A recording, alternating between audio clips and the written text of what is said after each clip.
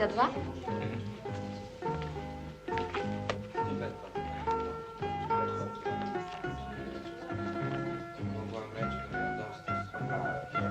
Qu'est-ce que tu me conseilles? Du calamar?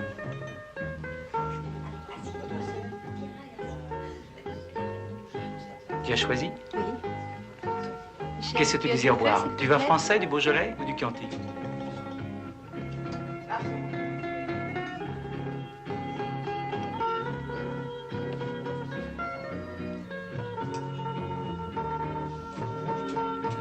Un Beaujolais. D'ailleurs, ici, il y en a un très bon. Celui-ci, en général, est très bon. Garçon? Je reviens. J'ai rencontré Michel Lemoine il y a des années, c'était en 1973. J'étais jeune journaliste au magazine Elle et on avait fait un numéro spécial cinéma pendant l'été et quelqu'un m'a dit « Oh mais ça serait amusant d'interviewer un cinéaste qui fait des films érotiques, en l'occurrence Michel Lemoine, parce que la chose qui est un peu étrange, c'est qu'il fait tourner sa femme, Jeannine Reynaud, dans ses films. Et un mari qui montre sa femme nue et faisant toutes sortes de choses acrobatiques, ça ne court quand même pas les rues. Je suis venu juste pour ça.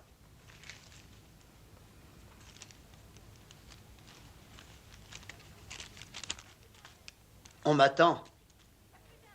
Tu peux te le foutre au cul, ton fric. Et t'as putain En fait, il a cru que j'étais un comédien que lui a envoyé une comédienne de ses amis qui s'appelait Lynn Chardonnay. Donc il appelle Lynn Chardonnay, il lui dit il est bien, il est sympa le garçon, mais il est parti sans me donner son téléphone. Et Lynn Chardonnay lui dit mais écoute, il n'est pas venu mon comédien. Ah bon, alors qui est-ce? Et il dit bah, c'est le journaliste de Elle. Donc Michel me rappelle, on se revoit. Et il me dit, mais tu sais, le film que je prépare, il y a un rôle, tu serais très bien, c'est un rôle de comédie, ne t'inquiète pas, il n'y a pas de scène érotique. Je dis, ah bon, j'aime mieux ça. Et donc, je signe le contrat. Et le sketch, le film s'appelait à l'époque L'étreinte cordiale, parce que ça se passait à Londres. C'était une histoire entre des petits Français qui draguent des petites Anglaises. Et en fait, le film s'est appelé à la suite Les petites saintes y touchent. Et en fait, le sketch que je devais faire, où je me faisais passer pour le neveu de la reine d'Angleterre, et je draguais une fille dans un carrosse. Et ça coûtait trop cher de louer un carrosse. Donc, je me suis retrouvé dans un autre sketch que Michel a écrit pour Nathalie Zeguer et pour moi. Résultat des courses, je me suis retrouvé à poil à tourner une scène érotique interminable aux grandes dames de mes parents, qui étaient, mon père surtout, qui était absolument scandalisé.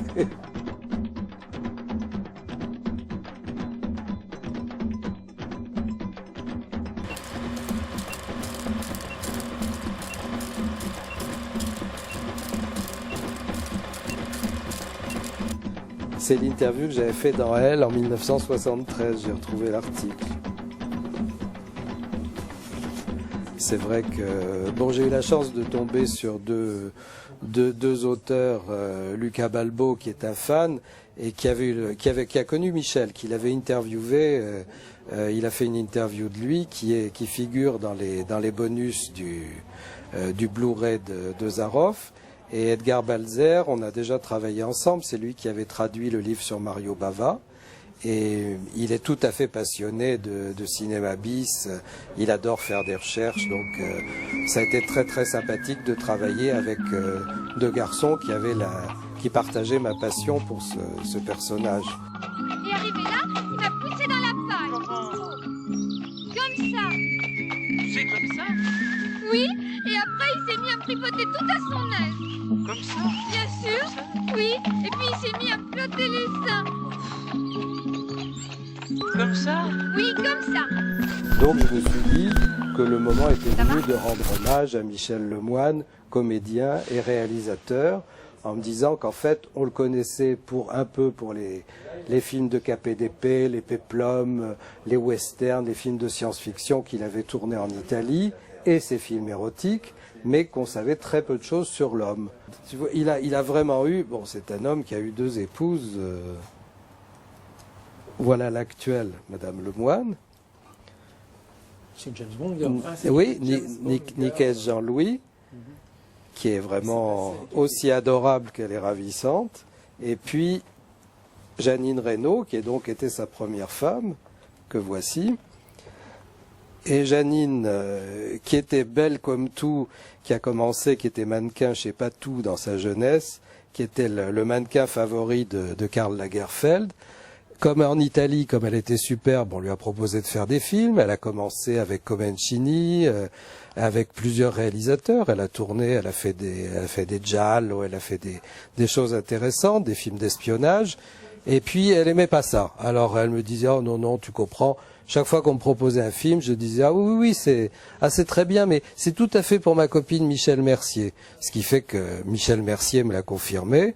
Elle a hérité souvent en Italie de films qu'on avait proposés d'abord à Jeannine Reynaud. Tu te souviens de Marco? Terrible. Le cinéma que Quel Michel parti. a commencé à faire comme réalisateur, c'était au début des années Le 70. mine italien. Il a vécu à Rome Il n'y a pendant rien de 15 mieux ans, sur il le est marché. rentré en France en 70-71. Il avait écrit un ou deux scénarios pour un film qui s'appelait « Comme il est court le temps d'aimer », qu'il avait réalisé sans le signer en Allemagne. Et puis il s'est mis à écrire pour sa femme et pour lui un film qui s'appelait au départ « Nous ne vieillirons pas ensemble » et qui s'est appelé « Les Désaxés » et qui était vraiment un film érotique mais qui tranchait sur ce qui se faisait, c'est-à-dire que c'était vraiment un film, c'est une histoire d'amour avec des scènes érotiques bien sûr. On était à l'époque du soft, tout ça était très gentil, disons qu'on était plus sur des chorégraphies dénudées que des choses plus, plus hard comme on en verra par la suite. Et il a continué avec un autre film qui s'appelait au départ Le Manoir au Louvre et qui s'est appelé Les Chiennes sur les écrans. Ça a été deux très très gros succès et Les Chiennes lorgnaient déjà du côté du fantastique.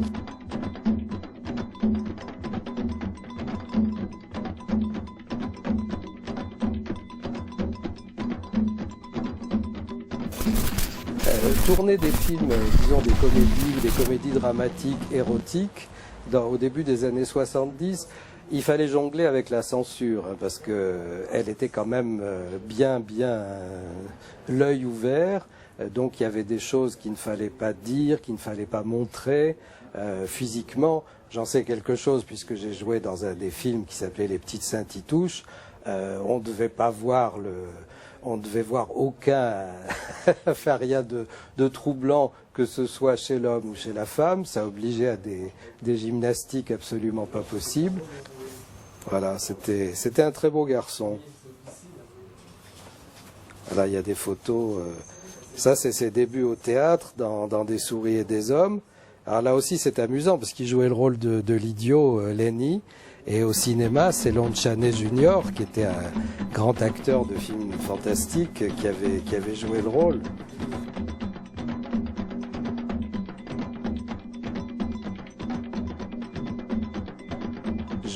J'ai le souvenir d'avoir vu les rushs de la fameuse scène de lit des Petites Saintes. Je peux vous dire que ça je ne l'oublierai pas parce que c'était sur le grand écran de la salle du Marignan aux Champs-Élysées. On était, bon, il y avait l'équipe du film, le réalisateur, le monteur, le chef opérateur, et moi j'étais quelques rangs devant avec Nathalie Zeguer. Quand on a vu tout ce qui passait sur l'écran, où il y avait encore les claps, les scènes où on se cassait la figure, où on montrait tout ce qu'il fallait pas montrer, on était, Nathalie et moi, serrés dans les bras l'un de l'autre, en disant « Oh là là, oh t'as vu ?» J'étais épouvanté. Et pour arriver à monter, à donner l'impression de quelque chose qui se faisait dans une harmonie totale pour un résultat qui était censé être esthétique, vous ne pouvez pas savoir la gymnastique et le travail que c'était.